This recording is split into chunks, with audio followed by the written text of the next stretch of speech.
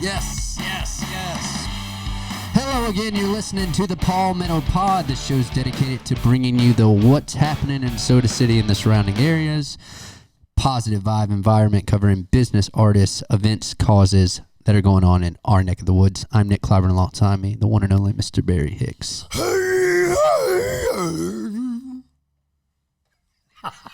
I gotta switch it up every time, you know?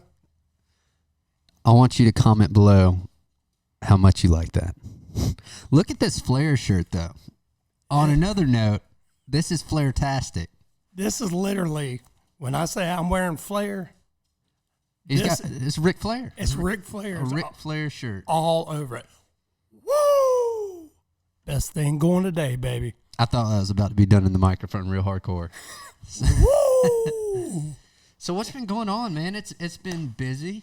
Man, it's been real busy. You've been busy. I've been busy. Dude, I've been busy. Super busy, man, with work, man, and which is a good thing. My drone stuff, my pictures, my real estate.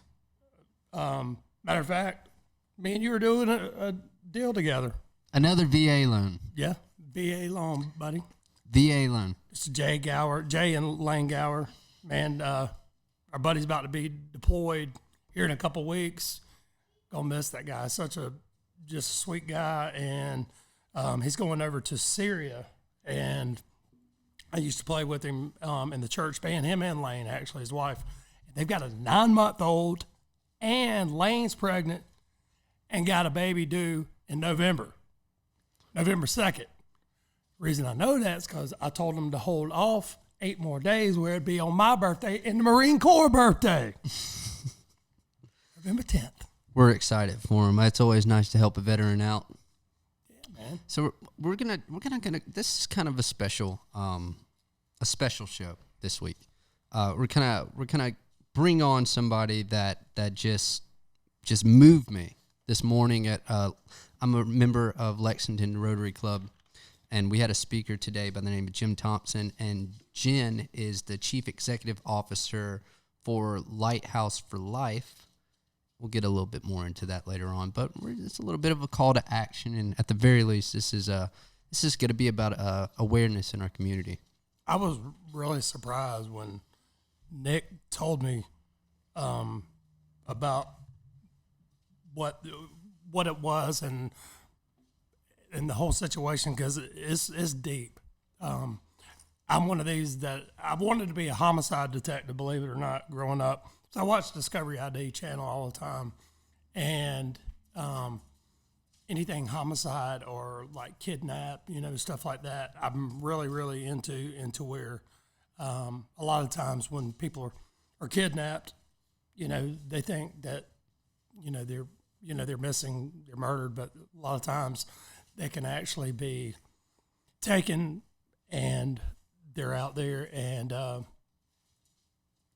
they could be in our own country, or they could be shipped to another country and used in terrible ways. And these people, go through so many tough situations. And Nick can tell you a little bit more about Jen and, the cause that she's, or what she's making aware to our community. Because it's not just a big city thing. It's not. And we all get this kind of thought process, everybody seemed taken, everybody, even when I was in the Marine Corps, my thought of human trafficking and all this stuff always kind of revolves around, someone being taken from, either another country or America and shipped somewhere else. You kind of engrave that into your head. Or like you said, it happens in big cities. Well, I'm here to tell you folks, and this isn't scary, this is just to make you aware of some of the stuff that I learned that I was a little bit complacent to. Up until this morning, it was a really good wake-up call, because I have kids, and I know a lot of you listening have kids, and human trafficking happens right here in Lexington County. It happens right here in Richland County all the time. And it's something that I've never really listened to hard. Don't yell at me. It's something that I haven't really look too hardcore into because you don't think about it. I'm from Lexington, South Carolina. No, it's a growing area. Yes, it's a growing area. Is it a big city? No, it's a little big town right now, but it's not. When I think Lexington, when you think Columbia, really, you don't think human trafficking. At least I. Well, I didn't even think. Truth be known, I was really even doubtful about Charlotte. Yeah. I could see it, but when you were telling me this morning, because me and Nick, we might have something that we're going to do on the podcast, but when something like this comes out about, he really, literally heard this woman talk this morning. Credible speaker. And he was, you could tell, he was just, it hit him like a ton of bricks and called me up and he was like, man, dude, I would love for us to talk to this lady, Jen, about, human trafficking. And I was all the way in because everybody needs to be made aware of it. It can happen you watch TV shows like me all the time. Again, you think it's just in the big cities. No. Jen made it. I haven't talked to Jen yet, but my buddy Nicky Clyburn, and he's an honest man and all that. It was like, he's seen light when he called me.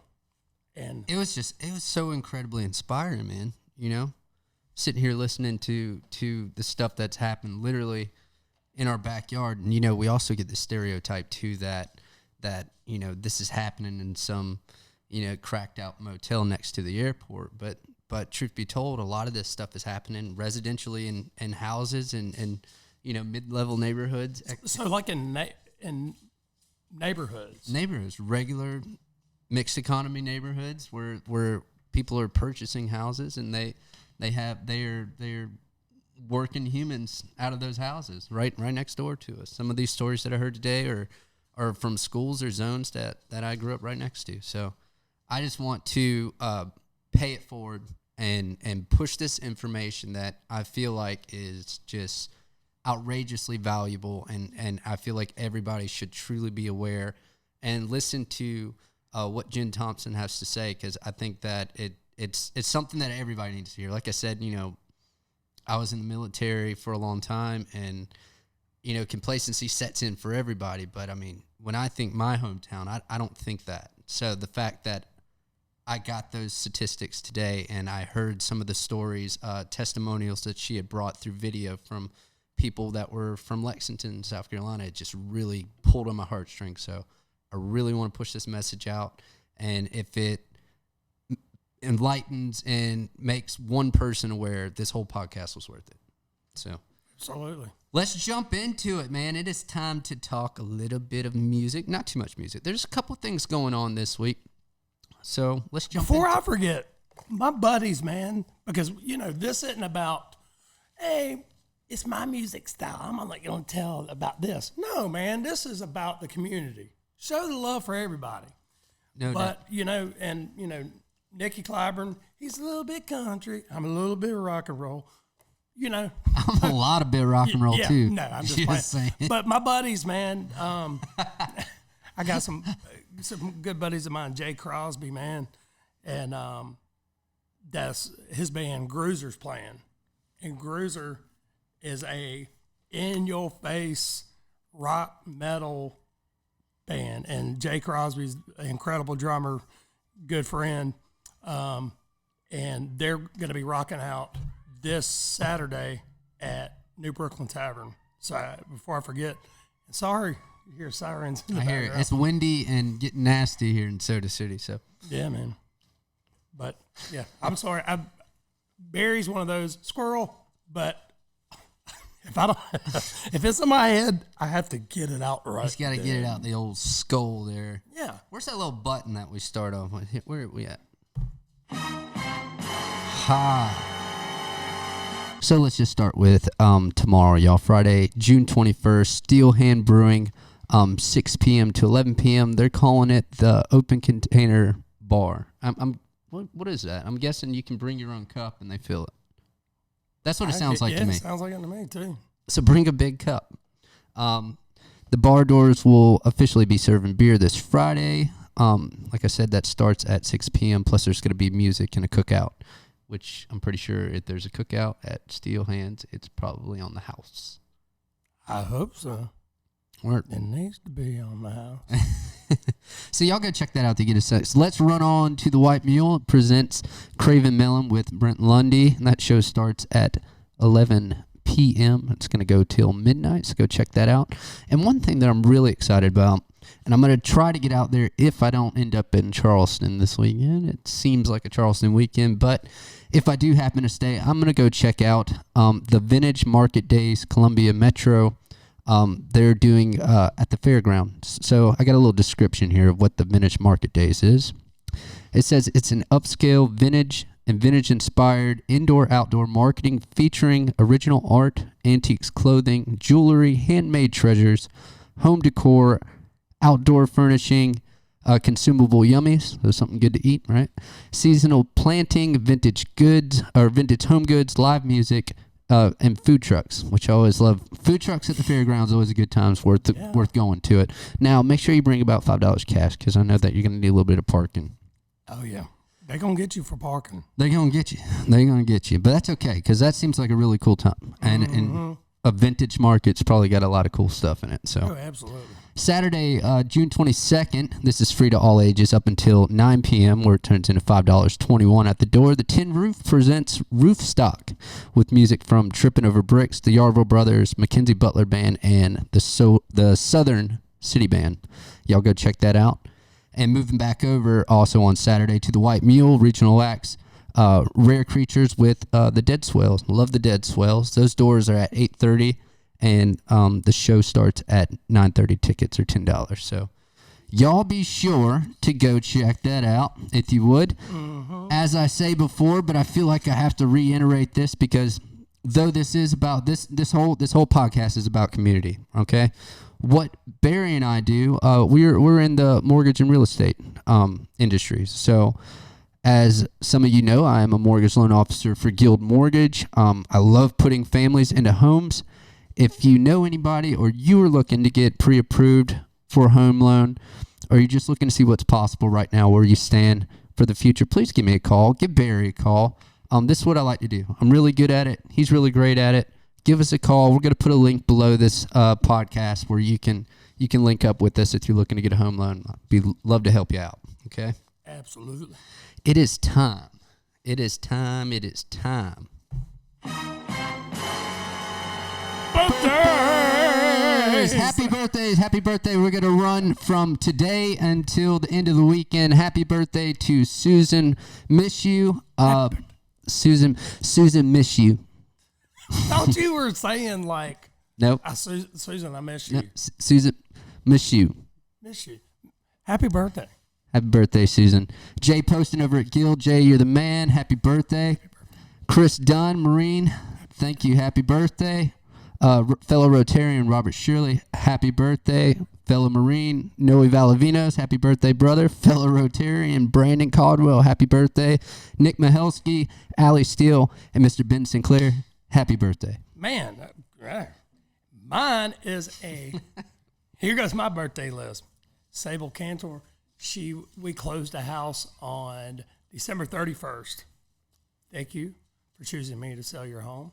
We got full asking price, by the way. Happy birthday. Full asking price, folks. Yes.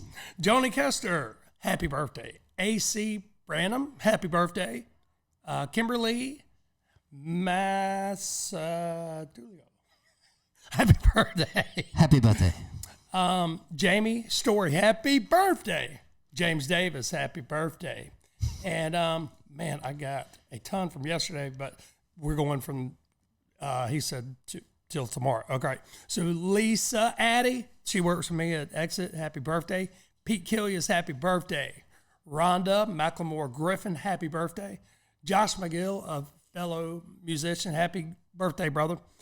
And last but not least, Melanie, go Minnesota Vikings because your Raiders blow. Happy birthday, Melanie. Happy birthday, Melanie. Sandor LeBrand. Outstanding. Happy birthday to all y'all. We appreciate everybody who's viewing this. We're going to go ahead and jump into it. So we're going to get back to Miss Jen Thompson. Jen is the Chief Executive Officer for Lifehouse for Life. We're going to be on the topic once again of human trafficking right here in Lexington and Richland County is what we're going to be talking about. Like I said, folks, this is just about awareness. I think if you listen to this long enough, I think that you'll really get some value out of it too. She's an incredibly passionate person about what she's doing, and I got to tell you that I love to watch somebody who speaks, and you don't even have to try to figure out what their why is. They just they give it to you, and they give it to you all in one shot, and it was nothing short of that this morning. So I'm really happy that Jen's going to be able to come on. Like I said, and a big shout out to the Lexington Rotary Club for making that possible for me to see that, because I feel like, even Jen, when I went up to her and I asked her, I said, Jen, that I'm moved right now. I feel like I can do something. I have a podcast today. Would you like to come on? She happily said yes, and she said, see, you're being the domino. You got the knowledge, you took the knowledge, and you're putting it on something that you already do. That's how we do it. That's how we spread. That's deep. And that's what we're about. That is what we're about. So please let me welcome Miss Jen Thompson.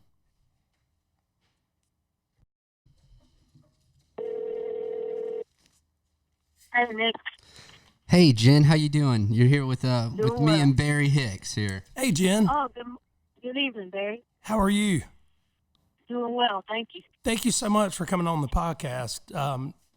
Nick, I call him Nicky, but old Nicky Clyburn told me he met you this morning, and he was really, really blown away by your message, and I was as well. And we would love for you to, talk with us and, make the, other people aware where we can spread the word. Yes, please. Awesome, Jim. Well, once again, I appreciate you coming on. First off, I want to start off with telling us a little bit about the organization, how long it's been going so far. Sure. Yeah, Lighthouse for Life is 5 years old. It was founded by a lady named Andrea Lind, and she is from the northeast side of Columbia, and she obtained the 501c3 status for Lighthouse for Life on June the 4th, 2014. Oh, wow. Wow. So it's been around for a little while now. And Jen, we talked about a couple of things. We talked about human trafficking, and to the people that don't understand what that is, can you tell us a little bit about what that is and what that entails when we talk about human trafficking? Yeah. So I think a lot of people have a lot of misconceptions or myths that are floating around about what trafficking is, and the bottom line fact that separates human trafficking from all other forms of exploitation is the fact that there are three parties involved. There's the pimp, or what I call the trafficker, and then there's the victim, which is sometimes called, a prostitute, or just seen as a willing participant, but they're actually not when they're controlled by the pimp or the trafficker, and then the purchaser. And so because there's three parties involved, basically supply, demand, and, then the person that is actually for sale as though it was an item. That three-part triangle is what really separates it from all other forms of exploitation or abuse. And it doesn't have to involve movement. It doesn't have to involve the exchange of cash. There was a story that I heard one time. A friend of mine from Georgia met a young lady whose parents had traded her once a month to a car dealer, and so that they could drive a car with no payment. And so in that scenario, the parents represent the trafficker.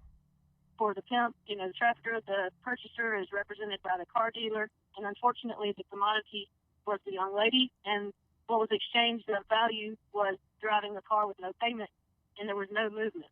Oh my God. And this was in Georgia? Yeah. In plain sight, about 6 or 7 years ago.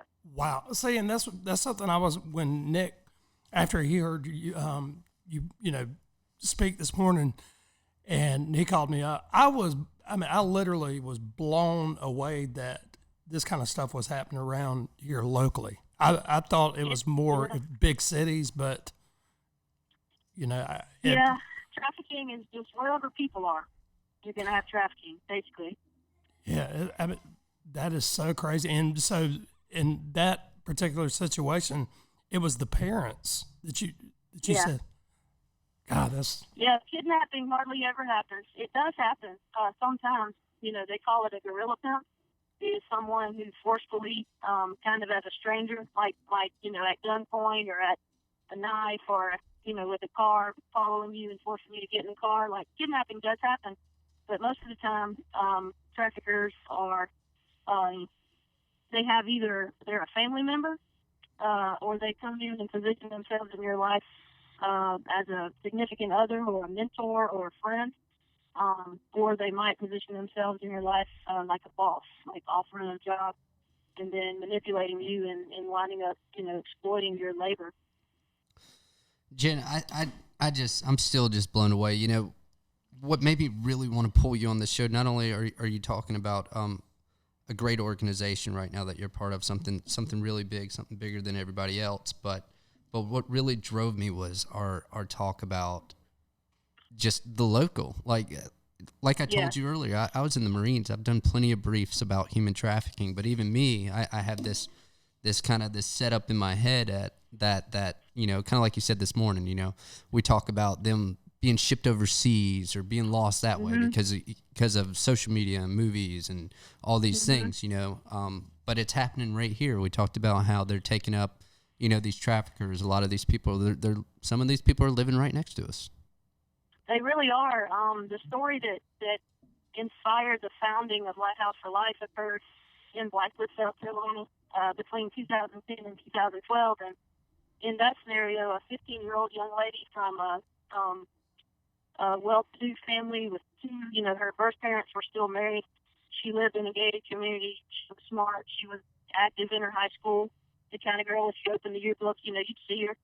And she wound up going to a party and with a friend, and these older college-age guys were there flirting with her, and they smoked a little weed, and basically they took pictures and video of her doing that, and a week later called her up and said, hey, we've got these videos of you, and they blackmailed her. And unfortunately, even though she was well provided for and cared for, she didn't know that there was anyone that she could potentially take the risk of saying, hey, I smoked some weed and these guys want me to do ABC.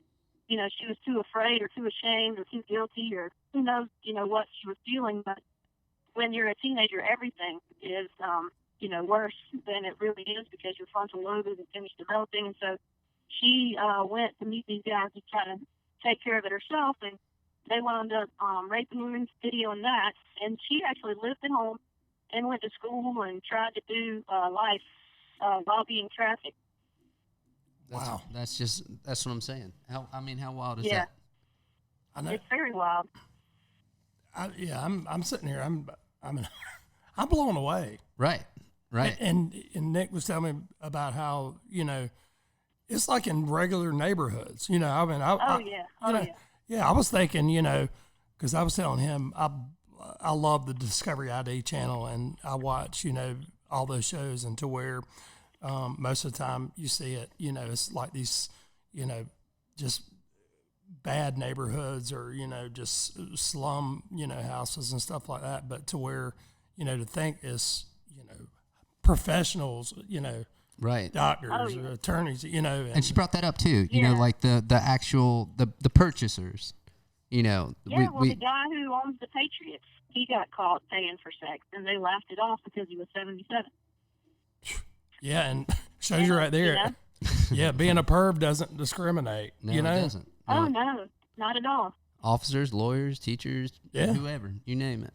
These. Yeah.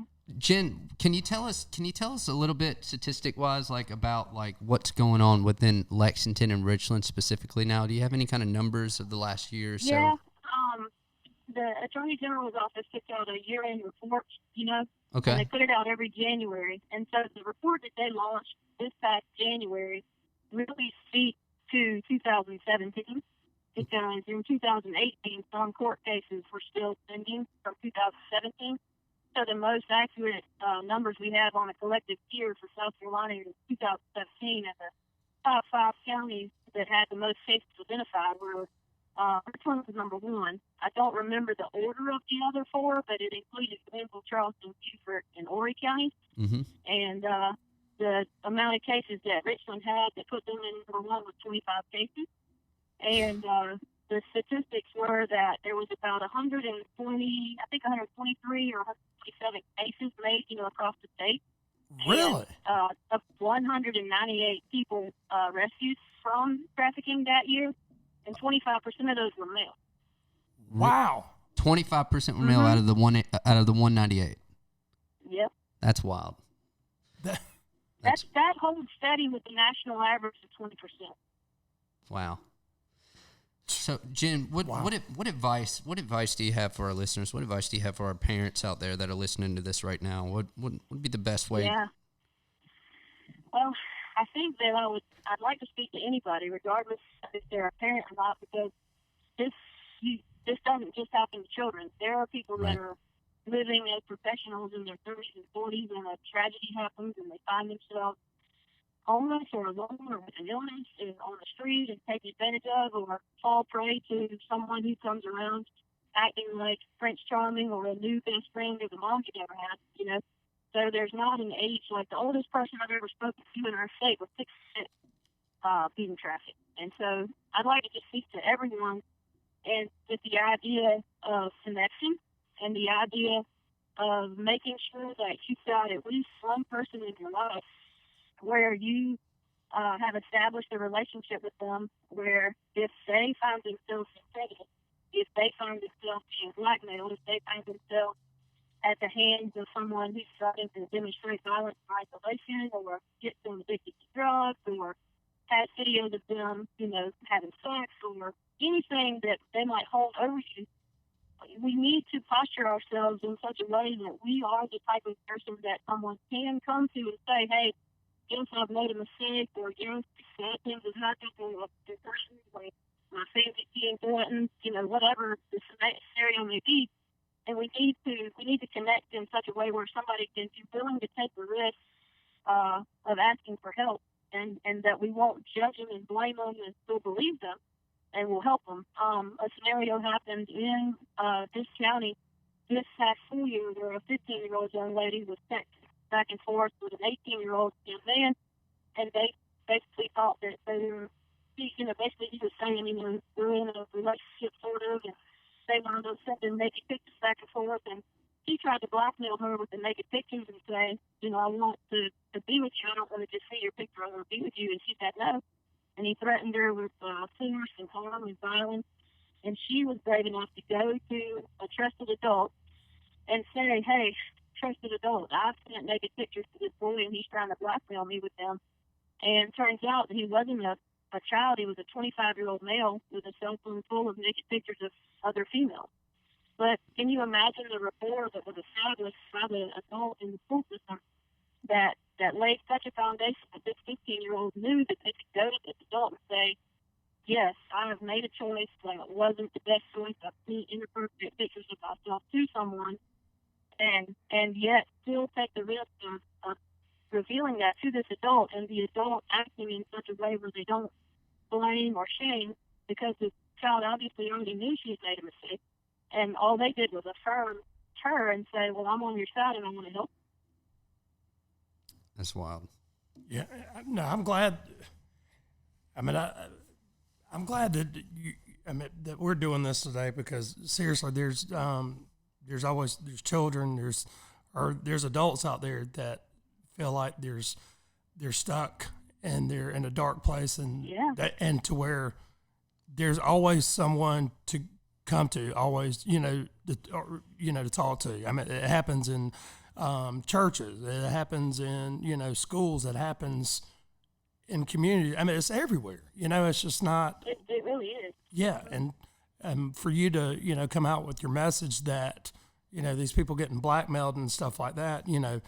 There's other alternatives, and there's ways to fix that. And there's for these people, it makes me sick to my stomach to think that you've got young children, or you got anyone in general that is stuck in a situation they feel like they can't get out, and they've got someone just dangling something over them. Absolutely. Yeah, it happens all the time. I mean, and it's harder even for young men to speak up, or older adult males to speak up, because of the stigma and the shame. It's hard enough for a female, much less a male in the current culture we have. Oh, yeah, absolutely. Well, Jen, thank you so much for coming on. I really do. Like I said, just a dynamite presentation this morning that just moved me to the point of just being inspired and made me make a move. So I really appreciate Thank you for that. Absolutely, I appreciate you speaking. If at Lighthouse for Life, what's a number that someone could call if they were having a hard time with something? The best number for them to call would be, well, it would depend, I guess. If they wanted to reach Lighthouse for Life, the best number for them at this time is 803-900-0907. But if they're in a situation of immediate danger, they should call 911. Yes. And if they don't want to call us and they want to be, make an anonymous report, then I suggest they call the National Human Trafficking Hotline, which is available 24 hours a day, 7 days a week at 1-888-373-7888. Or they could also go to our website. We've had a few people reach out to us. We actually had a victim reach out to us through Instagram Messenger. And we had a chat with her via Instagram Messenger, and it domino affected into her getting out of the life because she was brave enough to reach out. So anyway, even through the website, lighthouse4life.org, whatever they want to do. Jen Thompson, thank you so much, Jen. I appreciate you so much. Yes, ma'am. Thank you. All right. Have a great night. Thank you. Too. All right. Bye-bye. Yeah. That was pretty deep, man. That's pretty wild. Yeah. We're going to leave on a positive note. Y'all, this was a positive thing. We just want to spread awareness. Like I said, it was just one of those things that inspired me this morning. So paying it forward, if you know somebody that is going through anything like that or even suspect that someone's going through like that, pick up the phone and say something. That is all for today, y'all. Thank you so much for hanging out with us at the Palmetto Pod. We love y'all. Have a great weekend. I'm going to try to get to the beach. We'll see you later. I'm going to UFC. Keep it classy.